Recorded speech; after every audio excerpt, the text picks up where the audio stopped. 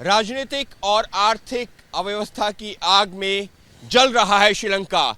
श्रीलंका की सड़कों पर उस तबाही के निशान भी नजर आ रहे हैं। श्रीलंका की जो आम जनता है वो सरकार के खिलाफ बगावत करके सड़कों पर उतर चुकी है और जगह जगह जब जनता सड़कों पर उतरी तो कुछ इस तरीके से तबाही के निशान नजर आ रहे हैं।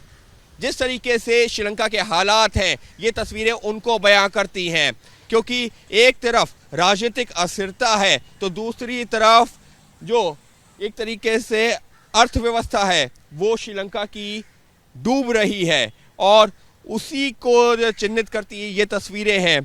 पिछले 3-4 दिनों से श्रीलंका के जो हालात हैं वो काफ़ी ज़्यादा भयावह बनते जा रहे हैं। देख सकते हैं ये जो तस्वीरें हैं ये उसकी बानगी हैं। कमोवेश श्रीलंका के अलग अलग हिस्सों में इसी तरीके की तस्वीरें देखने को मिल रही हैं। हम मौजूद हैं श्रीलंका की राजधानी में और यहाँ पर देख सकते हैं कि ये पब्लिक ट्रांसपोर्ट वाली जो बसेज हैं, जो गाड़ियाँ हैं, उनको किस तरीके से नुकसान पहुँचाया गया है।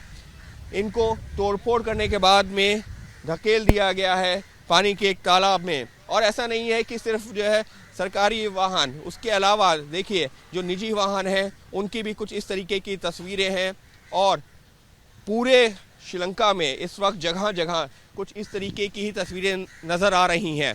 सामने एक और गाड़ी, ये जो तस्वीरें हैं ये आर्थिक तौर पर श्रीलंका जिस तरीके से समस्याएं झेल रहा है, जिस तरीके की चुनौतियां झेल रहा है, उसकी एक बानगी भी है कि लोग किस कदर निराश हो चुके हैं, हताश हो चुके हैं मौजूदा सरकार से। हालांकि जो प्रधानमंत्री हैं महिंदा राजपक्षे, उन्होंने इस्तीफा दे दिया, लेकिन उसके बावजूद लोगों की नाराज़गी कम नहीं हुई है और जैसे जैसे आप आगे बढ़ेंगे आपको इस तरीके की तस्वीरें नज़र आती जाएंगी, क्योंकि लोगों का ये कहना है कि राजपक्षे परिवार के चलते इस तरीके के हालात बने हैं। फिर चाहे वो महिंदा राजपक्षे जो कि प्रधानमंत्री के पद पर थे और जिन्होंने इस्तीफा दिया है, या फिर गोटाबाया राजपक्षे जो राष्ट्रपति हैं और वो अभी भी अपने पद पर कायम हैं। देखिए जो तस्वीरें हैं, एक तरफ जल रही बसेस थी तो दूसरी तरफ उन्हीं को जो अर्थव्यवस्था जिस तरीके से डूब रही है उसको लेकर के लोगों की चिंता, वो जो नाराज़गी में तब्दील हुई है वो भी बयां कर रही है।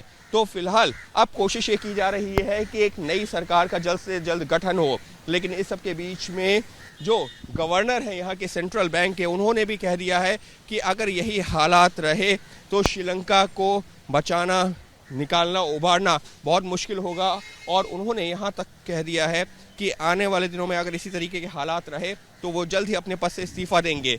तो कुल मिलाकर के श्रीलंका के हालात इस वक्त काफ़ी चिंताजनक भी हैं और यहाँ के जो ये प्रदर्शनकारी हैं ये वो स्थानीय लोग हैं जिनका ये कहना है कि मौजूदा जो सरकार थी जिसके चलते इस तरीके के हालात बने हैं, उस सरकार को पूरी तरह से बदल देना चाहिए। अब उसको जो सत्ता से बेदखल करना चाहिए। यहाँ तक कि जो राष्ट्रपति हैं उनको भी अपने पद से इस्तीफा देना चाहिए। हालांकि अभी भी वो अपने पद पर बने हुए हैं और इसी वजह से प्रदर्शन जारी है। यानी कुल मिलाकर के इस वक्त श्रीलंका के तमाम हिस्से इसी तरीके से प्रदर्शन की आग में जल रहे हैं, झुलस रहे हैं, क्योंकि अर्थव्यवस्था लगातार डूबती जा रही है।